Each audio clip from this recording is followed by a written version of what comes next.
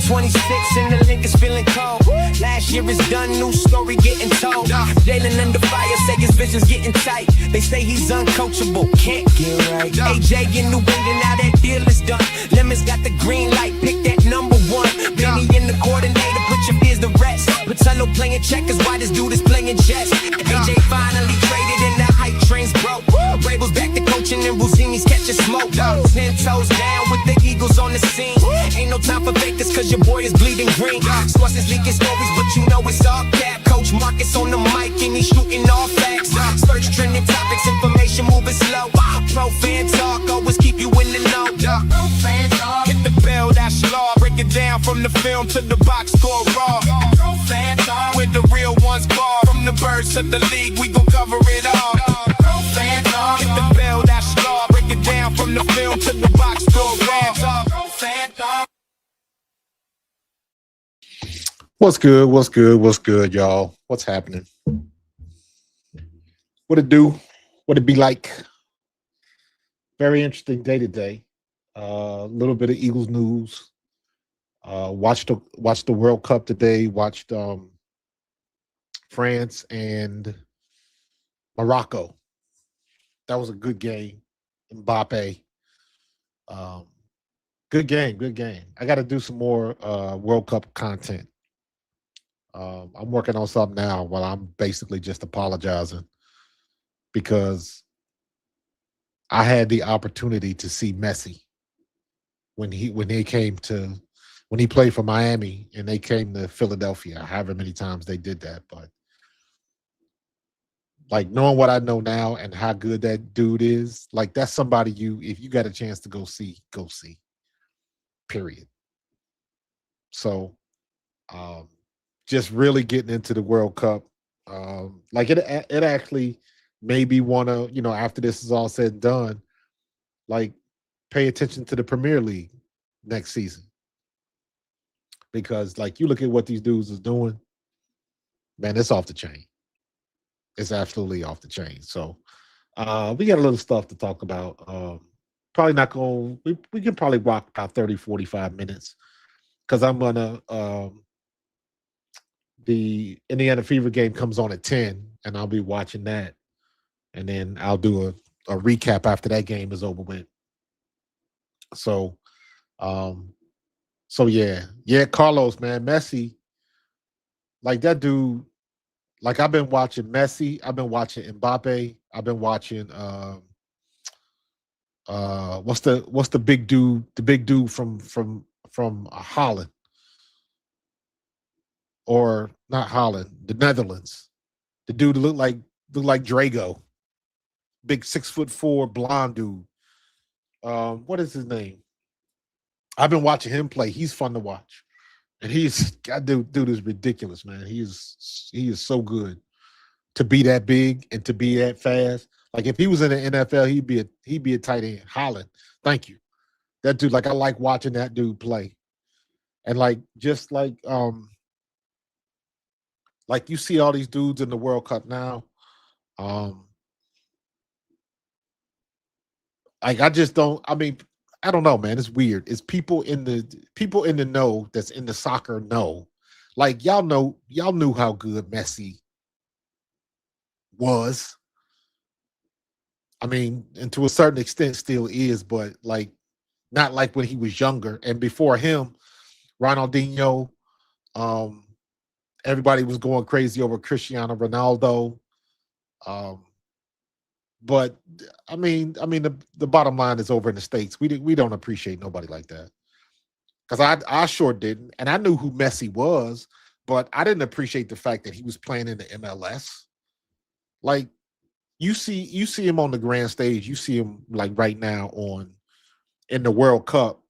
And to me, at least, I can appreciate now how big he is and how good he is and what it actually meant for him to sign a contract with the MLS.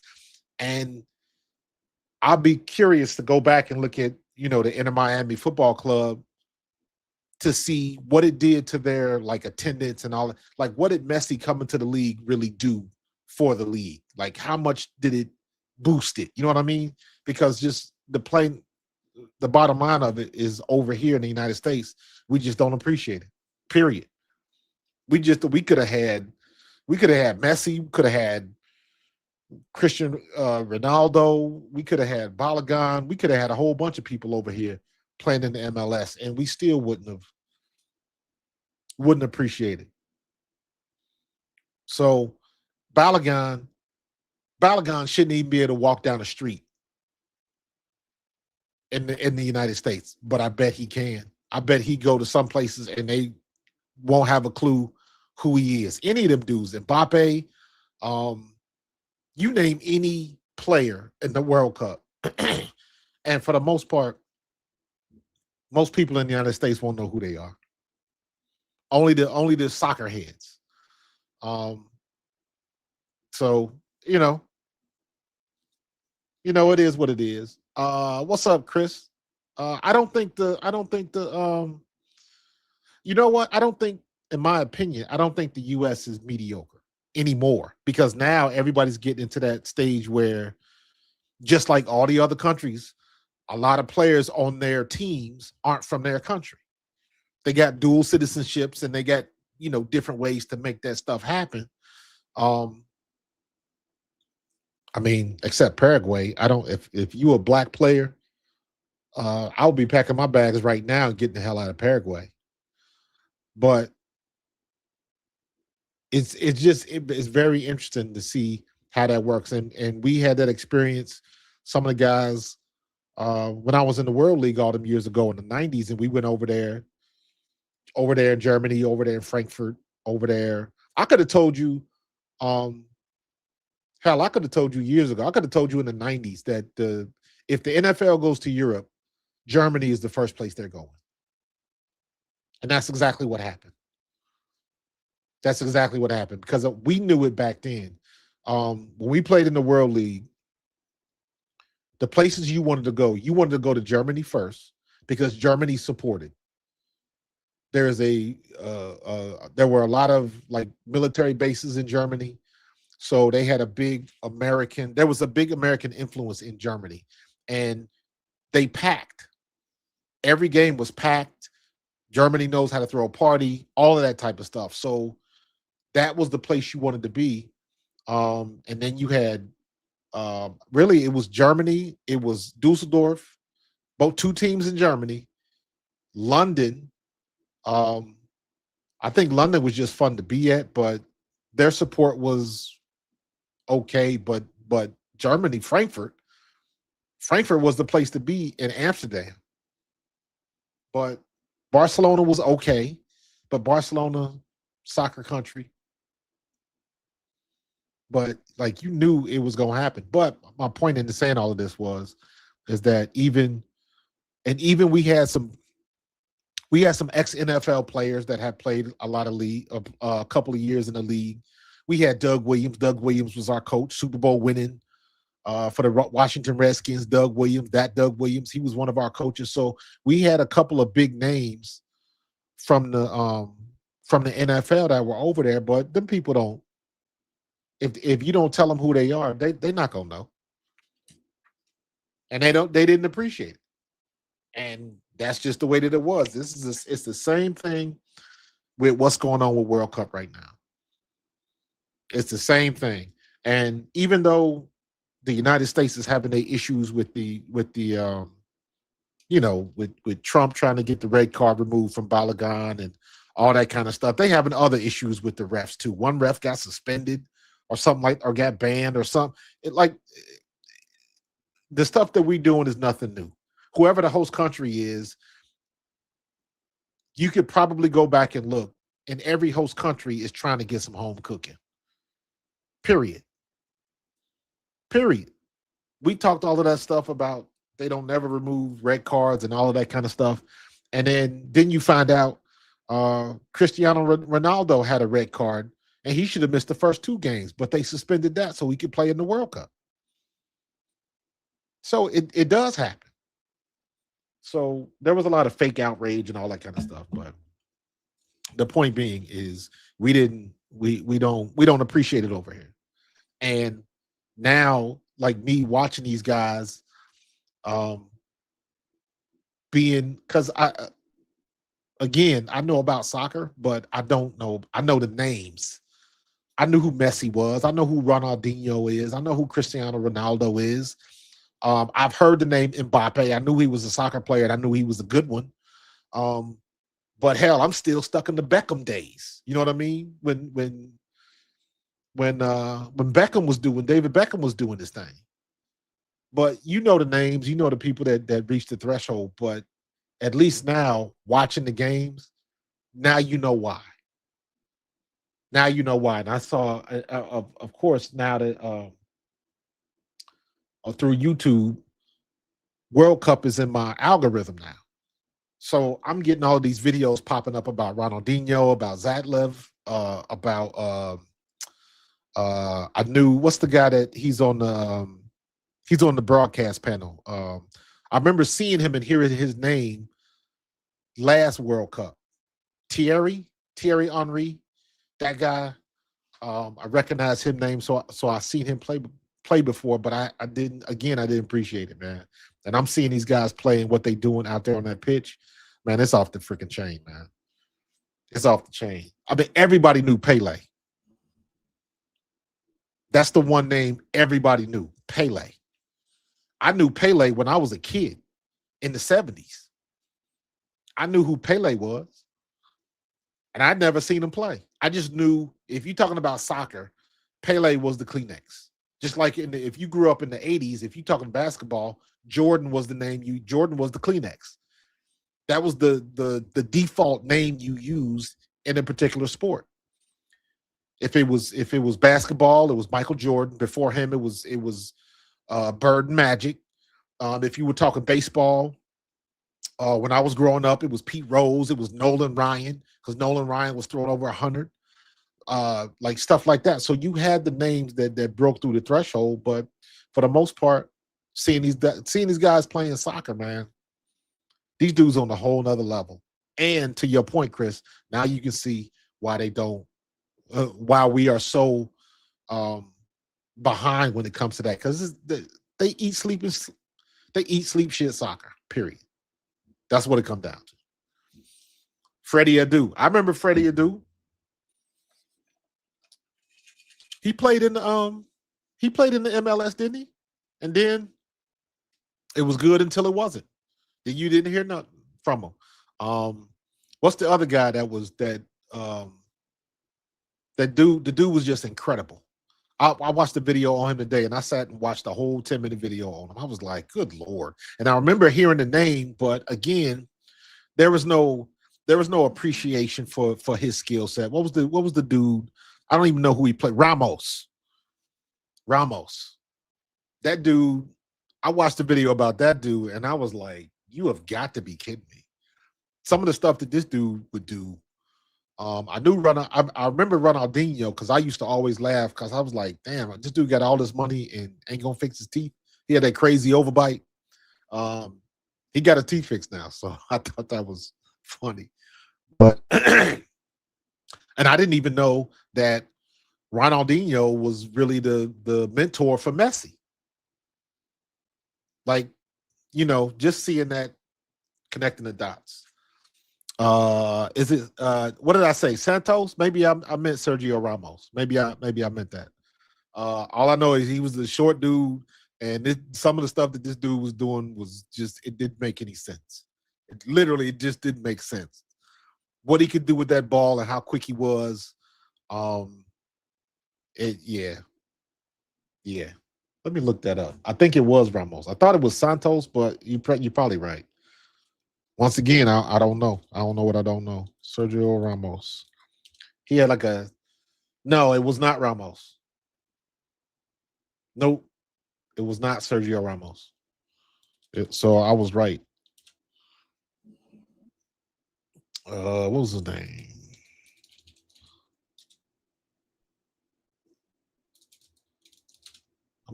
I don't forget his name.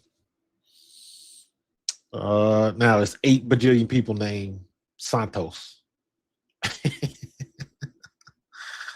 I'm trying to find it. I think he played in like the 80s.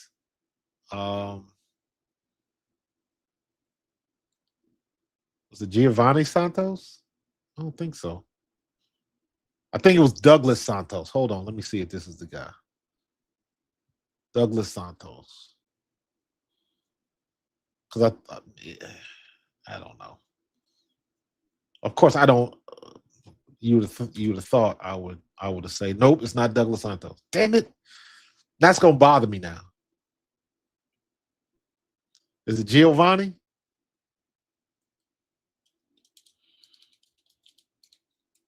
Giovanni dos Santos. Nope, not him either. Nope, this was a player. Damn it! Now I got to go back and try to find this video of this dude because it was it pissing me off that I can't remember his name. But that goes to my point. There should be no reason why I should not remember somebody that good, and I can't for the life of me remember what his name was. So now I'm pissed off because I can't find it. But it'll pop up again. I don't even remember, Carlos. I don't even remember. All I know is he had it looked like the video footage looked like it could have been from the 80s, maybe the early 90s. He had a head full of hair, little, like almost down to his shoulders. And he was a little dude. He wasn't like he could have been like 5'8", 5'9". Yeah, I don't know. I can't remember. It's bugging me that I can't. It wasn't this dude. It wasn't Giovanni Santos. Now I gotta find it. Let me ask Gemini. List all the great soccer players named Santos.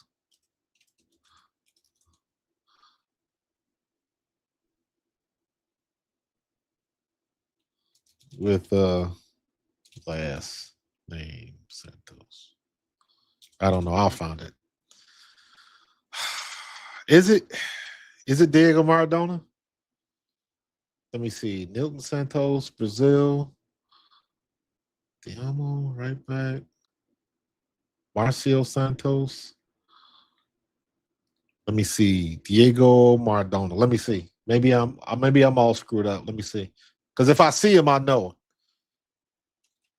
Diego Maradona. Yep, you're right. Argentina. Diego Maradona. That's him. That's the video I saw today. Absolutely. Yep, that is him. Diego Maradona, not Santos. I'm all jacked up. See? That's what I'm talking about. I should know that. Somebody that loves sports, like somebody that good. Somebody that good. This dude was ridiculous. Freaking, it didn't even make sense, some of the shit he was doing. Didn't even make sense. Like, some of the stuff he was doing, you couldn't even do that on the FIFA video game. Like, that's how good he was. And it was just ridiculous, man. I know, man. I know. He had every right to laugh at me too. I can't fight that one. I deserve it. I deserve it, dude. Yeah, he had the afro. I saw the video that I was watching today. He had it. I'm looking at the picture of him on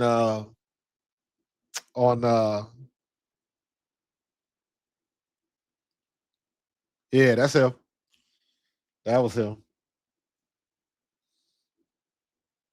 Yep. Yeah, that's the video clips. That's what he looked like. He had that crazy afro. The dude was just doing some just outlandish stuff, man. It didn't make no damn sense. It didn't make no damn sense. So, you see stuff like that, man, and you really understand and you look at how big and how good these dudes are. Man, it's just, and us in the States, we shortchange them, man, because in the United States, we got this damn ego to think we the best at everything, and when it comes to that stuff, we ain't shit. when it comes to soccer. So,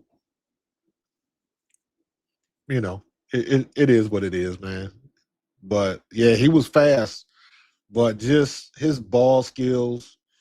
I watched a video on him.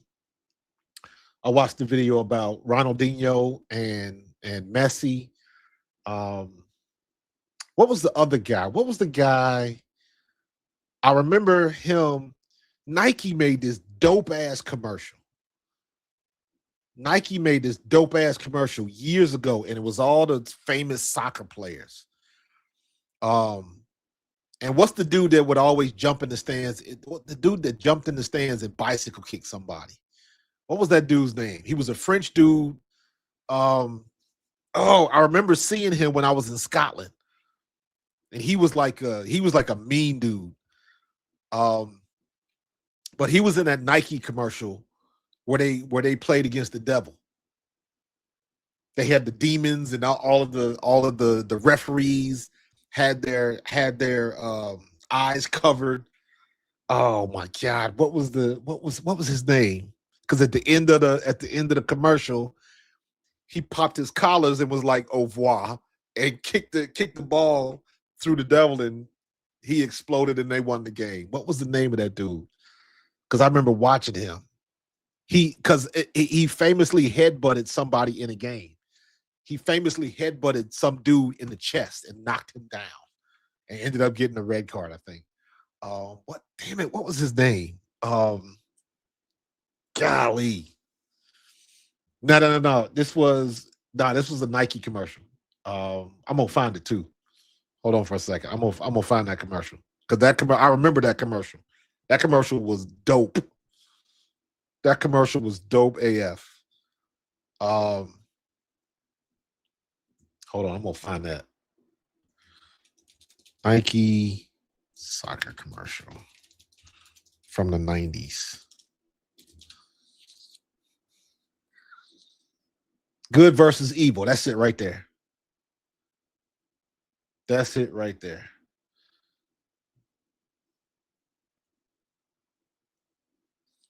Now, it wasn't Zizou. Was it? It could have been Zidane. Could have been Zidane.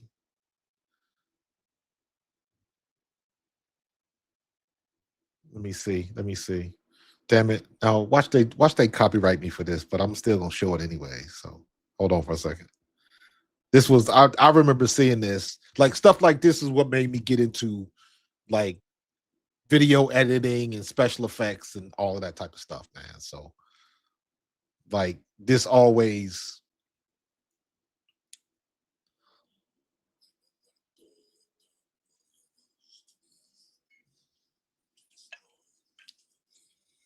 y'all don't remember this?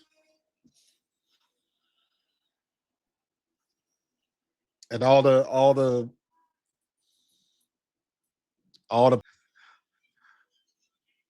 look at the ref.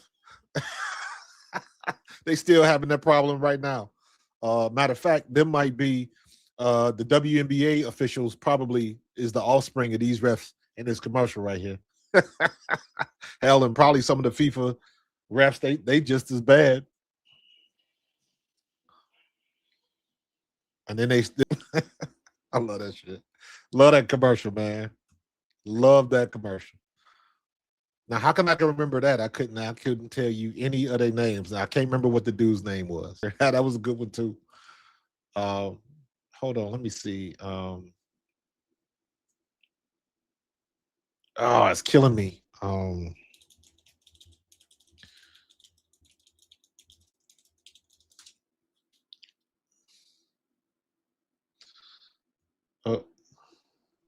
Let me see. Great French soccer players.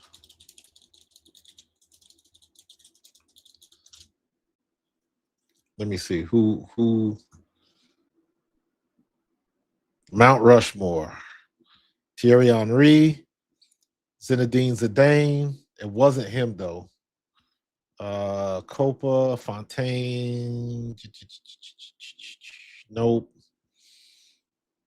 Nope. Mbappe. Yeah, they ain't got enough names on here.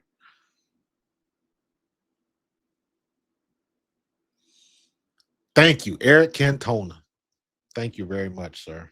See, we got real soccer guys in here. Eric Cantona. That's the guy that went to the went to the stands and bicycle kicked the stands. Bicycle kicked the fans in the stands. I remember that. Yep. Yep. He was a mean SOB right there. I remember that. Uh-huh. I remember that. I remember seeing that in Scotland. I don't know what that fan did. I don't know if he was home or away. I don't know what, but I know that joker went in the stands and bicycle kicked that dude in the face. I was like, damn. Oh my god. That was crazy. That was crazy. So, but yeah, man. All the matches have been great. And I'm gonna pay a little bit more attention. I'm gonna have a couple of videos about it. But I will get to Slay in a minute. But I just want to talk about the World Cup. That was funny. And how good the profile is definitely up. I kind of feel bad because I didn't go to any of the games down at the link. Especially when Brazil was in town. So yeah. But it is what it is. You know what I mean? So, but I did want to talk about Slay, talk about our boy, man. Listen, he said, I regret leaving the Eagles. At the time, I thought chasing the money was the right decision. It was. But now I realize the environment, my teammates, and the fans were worth far more. It was the biggest mistake of my career. It's nice that he feels that way. I don't look at it that way because I'm looking at it from a business situation and how things go. If you remember, he gambled. He gambled on the season he had just had, and he thought the market was going to give him about 25 million or whatever it was, and the floor just fell on him. The market for DBs at his position just kind of bottomed out, and he gambled and he lost. But I don't think he made the wrong decision because I remember when he did it, I remember saying, do you want the bag or do you want the culture? Because the culture is winning, and every time you go get a bag, you're not going to win. Look at Miles Sanders. Miles Sanders got that nice contract in Carolina. Miles Sanders ain't been sniffing many wins since he left. You know what I mean? So there's you take that risk when you leave the team. You take that risk. And Slay had made he should write a book. Him and his wife, Jennifer, should write a book on how to ingratiate yourself with the Philadelphia fans because they did it perfectly. They did it perfectly. Jennifer Slade got involved with the fans and was cooking and doing the tailgating and all that kind of stuff. Like they figured out how to do it the right way, and they should write a book on how to do it. You know what I mean? And they took their criticism, they took some hits and all of that kind of stuff. But at the end of the day, everybody saw what was in it. Everybody saw them for what they were trying to do. They weren't trying to, big time nobody. They ingratiated themselves with the fandom here in Philadelphia, and it was well received. After everything got sifted through, it was well received because people forget how he almost left the first time. Remember, he didn't think he was going to get another contract. And I forget who it was. He said it on the radio. His bags was packed. His bag was packed, ready to get up out of here. And then Howie called him back because I think it was CJ Gardner-Johnson ended. That was the first time he left. And once CJ left, because CJ went to get his money too. I think that was the year CJ went to Detroit. And when CJ decided to leave, I think I got this right. That's when they re-signed Slay because he didn't think he was going to stay. He did not think he was going to stay. So, it was one of them things. But I don't like when I see that, I think of like Trot. Remember when Trot went to the Redskins and then he came back and he was like, I know, I'm sorry, I never should have left and all that kind of stuff. But at the end of the day, you know your worth. Go for it. It don't always work out. But I ain't gonna get mad at you for trying to get your bag, especially when you got the chip and you were a huge contributor. Like as good as Slay was, I still don't think people understand how good Slay was. He don't. I still don't think he gets enough credit for how good he was at his age. Slay was what, like 31, 32, 33, and 34? And still handling our number, whoever our opponent's number one was. I don't think Slay ever got enough credit for how fast he was. And then the last couple of years, he had a tough time staying on the field and staying healthy. He was always, it was never anything like major, but he was always getting dinged up, little things that would add up. You know, the little injuries is the worst because that's the one thing it doesn't hurt you enough to keep you out of the game. You can still play on it, but you're not 100%. So you're vulnerable. That's what them little injuries do. But like Slay was that dude. Slay was that dude, man. So I don't blame him for trying to get paid, trying to get that last payday at his age. Okay, he earned it. I ain't got no animosity from him, not whatsoever.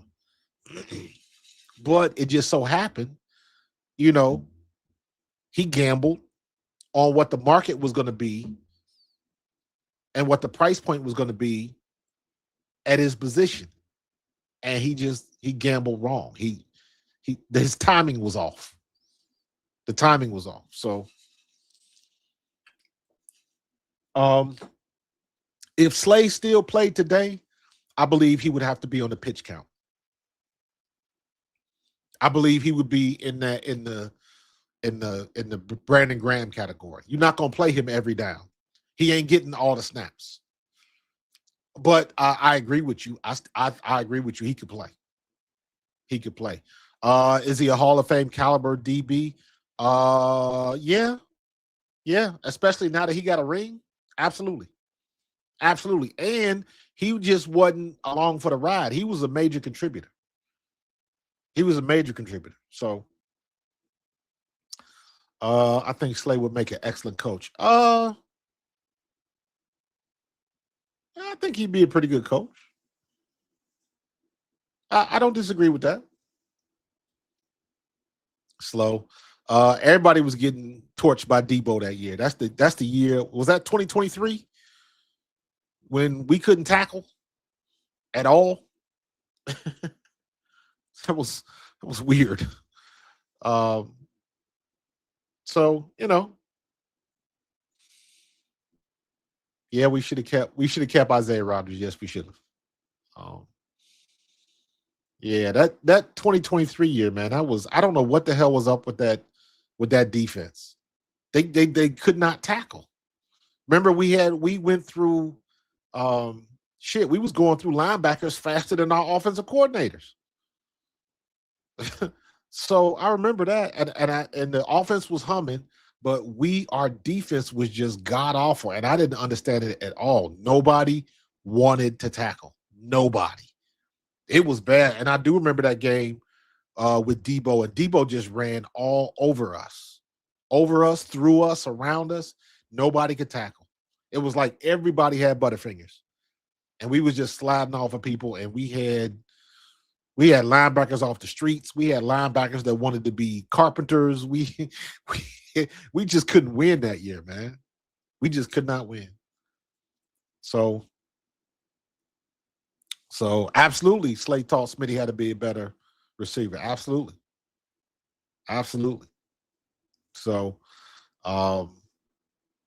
yeah, we lost all them linebackers, and what was the dude name that had the braids, had the crazy haircut? Yeah, that was crazy. So,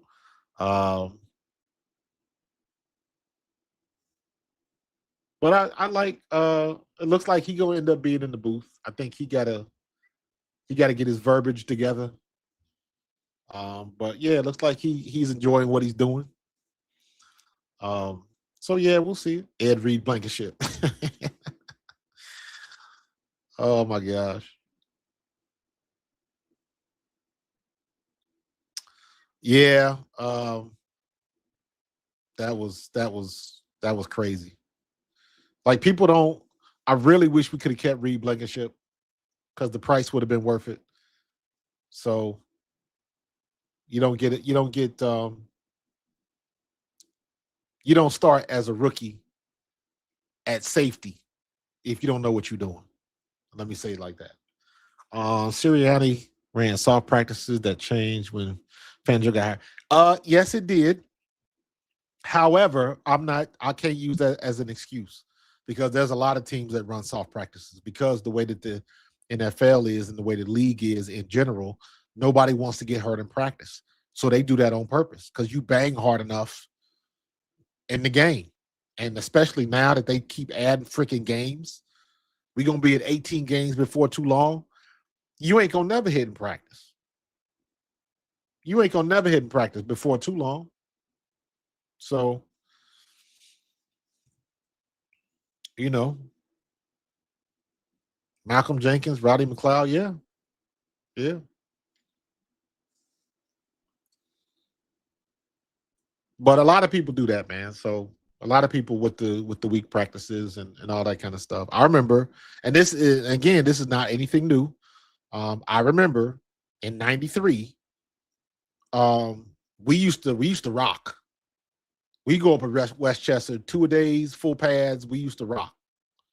We used to get it in. And we signed Tim Harris from the 49ers. And him coming from San Francisco, they did things different out there. They didn't bang too hard. They kept everybody fresh. That was who was out there at the time? Waltz. Um, that's how they did it. And when he came here, he was like a culture shock. He was like, we ain't used to doing this. I'm not used to doing this. And everybody's different, man. Everybody's different. Because I know Dan Campbell. Dan Campbell was notorious for that. Like we gonna get it in, and I'm trying to, he was trying to beat it in the ground, and like you guys got to trust me, and he was right. I understood what he was trying to do, and he got his message across because for them couple years, Detroit was for real, but Detroit couldn't make it. They couldn't plant their flag. They almost made it to the summit, but they could never quite get there. They should have made it, and then he got was getting too greedy. It's the fourth down, and he blew that opportunity. Trying to do too much. So, yeah, Andy Reid was a taskmaster too. Yeah. It all depends on where you come from, man. Andy Reid he was that old school type of dude. Dan Campbell's that old school type of dude. And then you got a lot of these new coaches, not so much. So it all, to each his own. But you can't really say anything if a particular method works. So the proof is in the pudding. And if you trying to run your team in the ground and you ain't never making the playoffs, because I told you guys before, I was a part of Camp Coughlin that first year down in Jacksonville. I was in camp down there, and that was brutal. That was crazy. But you also remember before the year that Tom Coughlin won the Super Bowl with the Giants, they had to have a come to Jesus meeting. Like the captains had to go to him like, we got to change this up, bro, or we ain't gonna make it. And credit to Tom Coughlin, he did. He did change his ways and how he was doing things. Because that man is one thing when you're trying to be a taskmaster to grown men, it don't go over well. Because eventually you're gonna come across somebody that you trying to get mad at them because they wearing flip-flops in the meeting, and somebody gonna hit you with that. Man, I'm a grown-ass man. I wear what the hell I want to wear. And whoever says that dude is under contract, so you can't cut him. and you can't not play him. So you come across situations like that where, you got some people that can speak the truth. You got some people that are untouchable because they under contract, and you're not gonna not play him. I'm paying this guy $120,000 a week, and you don't want to play him because he wanted to wear flip flops or he wanted to eat something in your meeting, and you don't like people to eat in your meetings. Like, it gets real petty with stuff like that, and coaches sometimes have to pick and choose the hill they want to die on. And at the end of the day, I know you're trying to set a culture, but you got to be real careful, because in the big scheme of things, is it that important? We used to have that conversation every year. Every year I was in the NFL camp. You always hear veterans complaining about a curfew, because if you in the middle of camp, they don't want you out till 2, 3 in the morning. All right, you got curfew. Be in your room at 10 o'clock. We gonna knock on the door, and you better answer the door. But then that was mostly for rookies and first year vets. You know what I mean? What they gonna do with Eric Allen if he was out past curfew? Nothing. What they gonna do? And well, this is a bad example. I was gonna say what they gonna do with Randall Cunningham. Randall Cunningham wasn't gonna be out for curfew, but you understand what I'm saying. If you got a big name player and he break curfew, but he's your 5th year starter and a 2-time All-Pro, you ain't worried about him being in the room at curfew. Back when we used to stay at the hotel right in Cherry Hill, New Jersey, and every time we used to stay there for the home games, somebody used to pull a fire alarm faithfully. So, all that kind of stuff, man. It just, you got to be careful, and because you gotta really test the temperature of the room, because some guys don't deal well with that. I don't like being told what to do. What you said, Tiff? Coach, how are teams going to evaluate players now that they are taking away all the preseason games? It all comes down to the joint practices.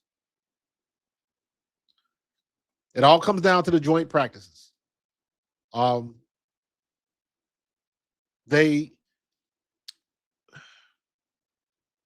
really, when they go through camp, the guys that get the most opportunities, like I said, just like the whole Reed Blankenship conversation, the guys that get the earliest opportunities are the guys that pick up the offense or defense the quickest. Those guys. So whether you are a draft pick, whether you are an undrafted free agent, whether you are a trade acquisition, the guys that pick up the offense or defense the quickest are usually the guys that make the team, because they're not out there making mistakes. And you guys have heard me say this a million times. When you're on the field and you got to think about what you're supposed to do, you're already a step too slow. So those are the type of guys, and that's why I brought up. Take these shoes off. That's why I brought up Reed Blankenship, because Reed Blankenship picked that defense up with the quickness. That's why he ended up starting so many games, and that's why they ended up keeping him in there. Because the free safety is basically your quarterback on defense. Combination of that safety and your Mike linebacker. So for a rookie to be able to handle that and do that, that tells you a lot. So Randall would just go on vacation with Whitney. Funny thing about that, man. When I got to the Eagles, that whole relationship had just ended. That was like 91, 92, somewhere around there. My rookie year was 93. But by then, he was with Felicity. But I remember it was, if it had been in this day and age, the tabloids would have been going gaga over that. That'd have been about the same as Travis and Taylor Swift.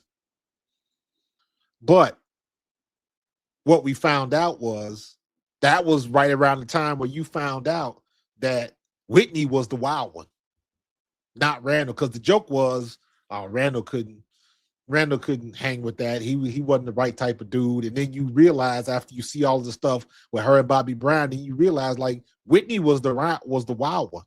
Randall didn't want none of that. He didn't want none of that smoke. That's not because if you knew Randall like now Randall is a pastor, and he was a Christian back then. He wasn't about the nonsense. He wasn't clubbing. He wasn't drinking.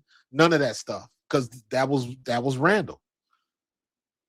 That was Randall. Randall was the example. So he wasn't about that life. So when he kind of figured out she was, he pieced out. I don't blame him. And then when you see what was going on after the fact, it's like, okay, now we get it. It's like people forget that. But yeah, a lot of love for Randall, man. Randall hosted me for Christmas and Thanksgiving that year, '93, because I'm also from Cincinnati. I didn't know nobody up here. So yeah, man. But as far as Slay, no regrets, man. Do your thing, brother. You still beloved, and you should get your name in the ring of honor at the stadium.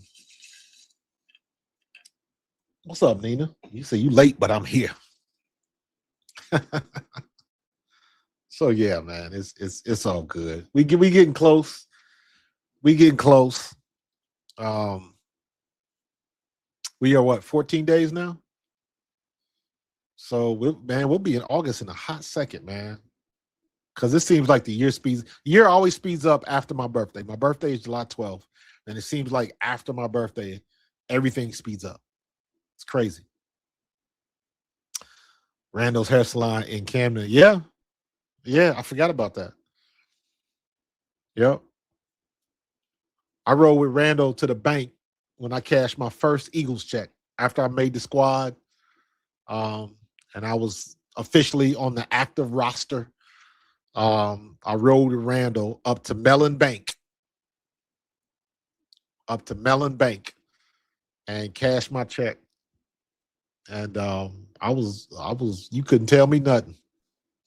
That's the most zeros I had ever seen at one time in my young life. And then I saw Randall's check. And Randall at the time was making like 70 grand a week. So yeah, just to let you know. So them were the days, man. Them were the days. I could tell you about Vi. Vi, sick of him. I had a deal with a car dealership, and Vi showed up one practice with in the Viper, the cherry red Viper, and he started running that thing in the parking lot. And at the time, the vet, like, we was at practice, wasn't nobody in the stadium, so the parking lot was empty, and he drove the Viper over there. He was showing off, and he was gunning it through the parking lot. Now, when you go in the vet parking lot, where you would think the parking lot, it wasn't even. There was like humps and little mounds and rises and falls. And he hit the gas on that Viper. That thing took off, and he got airborne and got about a foot off the air. And then when he hit the ground, his back end spun out a little bit, and he thought he was going to lose it. We thought he was going to lose it because he did that after practice, and everybody was watching. So Gary Barbera. You know what? I don't know, but it wouldn't surprise me if it was. It wouldn't surprise me. Gary Barbera. Damn, you brought back a memory with that one. But yeah, man, it was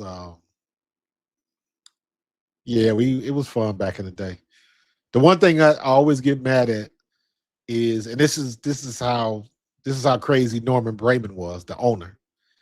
So we make the squad, right? So I'm waiting to take my pictures because I want the team picture. I want to be in the stadium with my uniform on, and I'm on the 1993 Philadelphia Eagles and 94 and all that kind of stuff. And We did not take a team picture that year. What they did was, when it came to the media guide that year, what they did was they took all of the mugshots from camp and put them together, and that was the team picture. I was like, are you serious? It's crazy. Crazy, crazy, crazy. But in any case, man, I'm going to go ahead and land this plane. Oh, what I tell you, we rocked for about 53 minutes. Talked about a lot of World Cup, talked about Slay. And that's just where it goes, man. So, but we ramping up. Got some new things I'm working on. Got some new graphics I'm working on. Trying to get it together, man. Y'all know me, always stepping my game up. Always stepping my game up. So, I appreciate y'all, man. Y'all have enjoy the rest of your Thursday. Have a good Friday. Make sure you celebrate for my birthday on Sunday. Make sure you go eat you some barbecue or something to that effect, because I am a pit master. And whatever you do, make sure you do 2 of them, because I am a twin. So got to represent my twin sister. So yeah, y'all enjoy the weekend, or enjoy your Friday and going into the weekend. Hopefully, all of this rain will ease up. I've been trying to get outside so I can shoot some more content with my drone, but it's been raining and storming so bad I ain't had a chance to do it. So, but yeah, man, let's land this plane. I'm gonna get up out of here. I appreciate y'all. And we're going to have some more news. And just remember, next week, we will be that much closer to Eagle season coming back again. You feel me?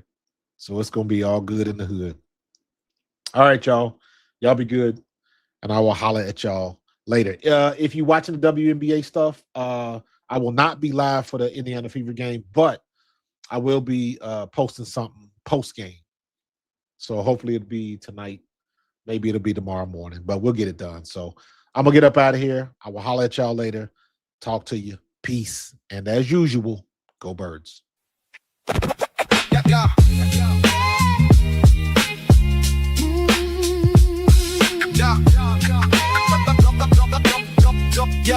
Yeah. Yo, 2026 and the link is feeling cold. Last year is done, new story getting told. Jalen under fire, say his vision's getting tight. They say he's uncoachable, can't get right. AJ in New England, now that deal is done. Lemons got the green light, pick that number 1. Benny in the coordinator, put your fears to rest. Patello playing checkers, why this dude is playing chess. AJ finally traded and the hype train's broke. Rabel's back to coaching and Rosini's catching smoke. 10 toes down with the Eagles on the scene. Ain't no time for fakers, cause your boy is bleeding green. Sources leaking stories, but you know it's all cap. Coach Marcus on the mic and he's shooting all facts. Search trending topics, information moving slow. Pro fan talk, always keep you in the know. Pro fan talk. Hit the bell, that's law. Break it down from the film to the box score raw. Pro fan talk. With the real ones bar. From the birds to the league, we gon' cover it all.